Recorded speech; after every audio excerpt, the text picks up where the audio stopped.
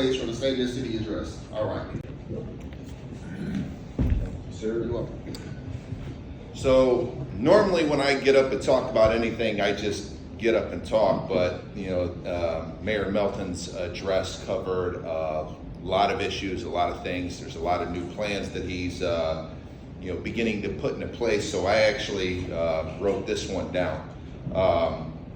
Let me begin by thanking Mayor Eddie Melton for his service and for delivering this year's State of the City address.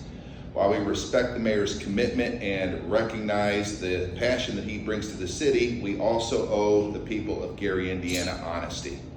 And that means being clear about where we stand today and what must change if we want a better tomorrow. Mayor Melton opened his address with a heartfelt message from his wife, declaring Gary to be the greatest city. Let's be real, Gary is not the greatest city today. It is not leading in economic growth, public safety, or quality of life.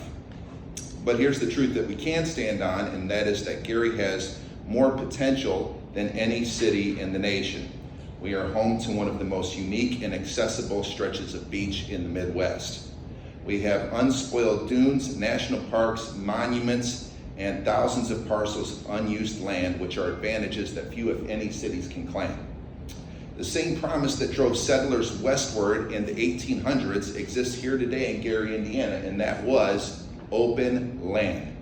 But potential means nothing without performance. The mayor claimed that we are attacking blight, quote, like never before, but let's look at the facts.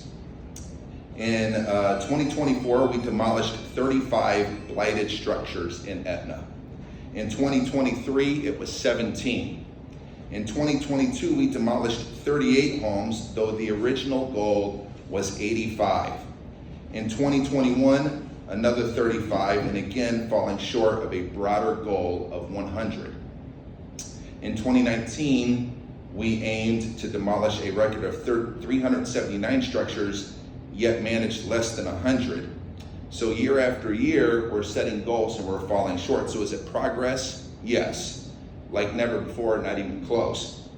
And while we applaud the hard work of those coordinating these demolitions, we must also acknowledge that this progress is largely dependent on outside funding from state and federal grant dollars, not on sustainable internally generated resources, resources that developers trying to build in our city would be providing us on a 3% commercial tax base.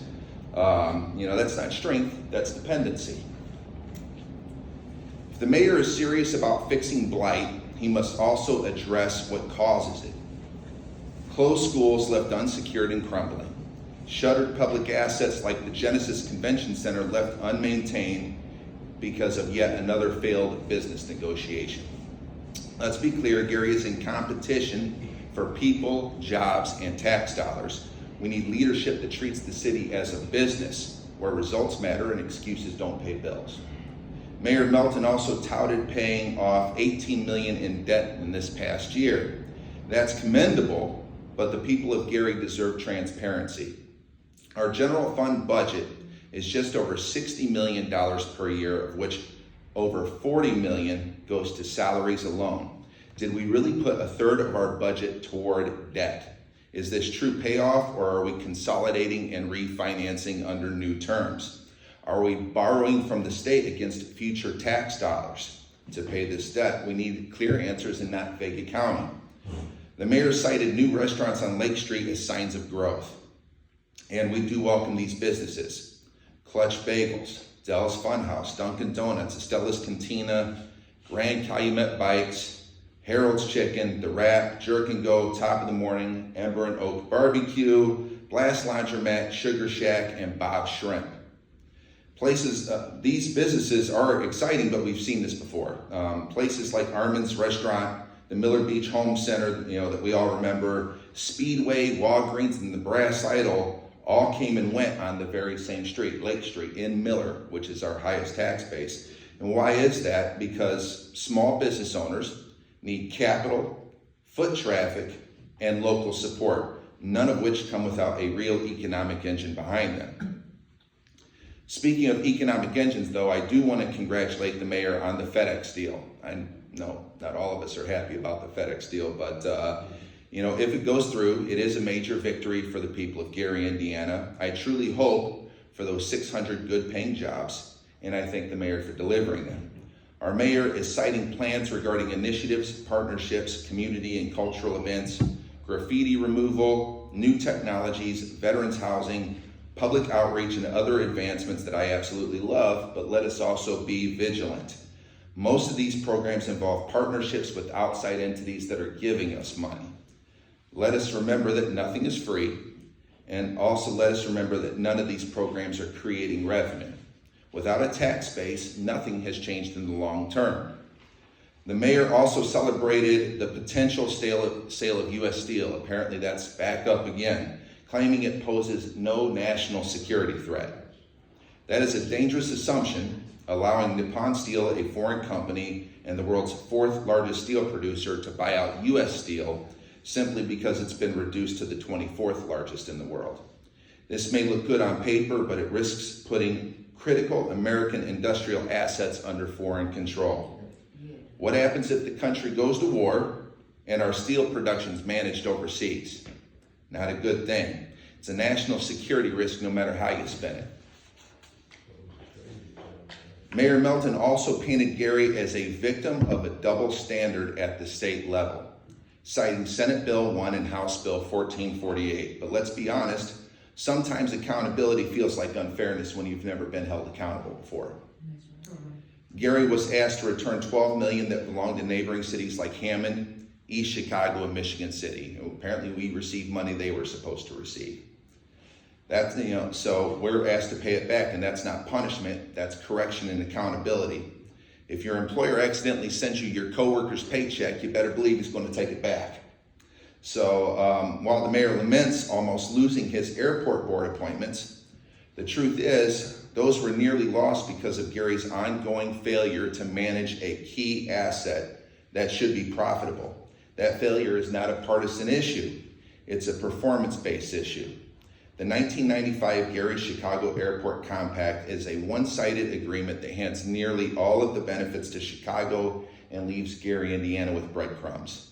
It has indirectly stifled our ability to grow and compete with Chicago's airports for nearly 30 years, and it's the very definition of dependency economics.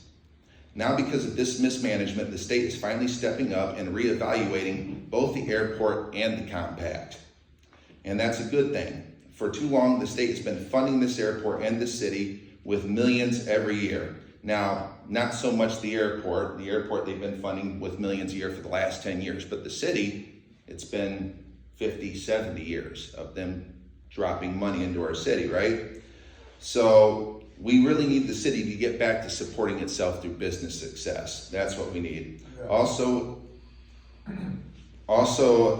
in part of his speech, the mayor failed to mention that during his visit to Indianapolis, his attempts to sway an amendment to keep his votes did not yield immediate results, but instead it was after the intervention by the Gary GOP and the Gary United Federation of Republican Women, led by Chairman Ivan Ursery and Chairman Ola Morris, that the bill was amended to allow Gary, Indiana to keep his appointments. It's something that the mayor failed to mention. Now, was it entirely because of us?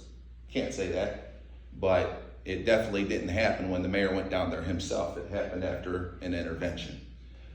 On the subject of population growth, the mayor pointed to building permits as evidence, but permits do not equal people. In other words, the mayor is saying, hey, we have permits to build all of these houses, so the population must be growing. The reality is Gary continues to lose population faster than it's gaining it. Let's not confuse construction with revitalization, and until we reverse the trend of population decline, we're not growing, we're just shrinking more slowly.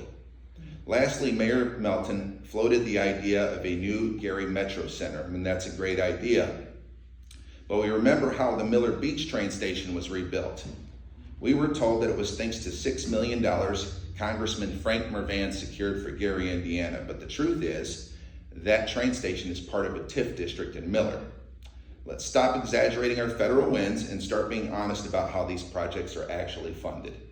In closing, I don't say all of this to tear down the mayor of Gary or the city of Gary. I say it because we all believe in Gary, Indiana's potential. more than any talking point ever could.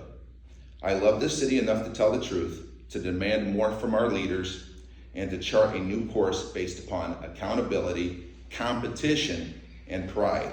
It's time to stop pretending, and it's time to start performing. Thank you.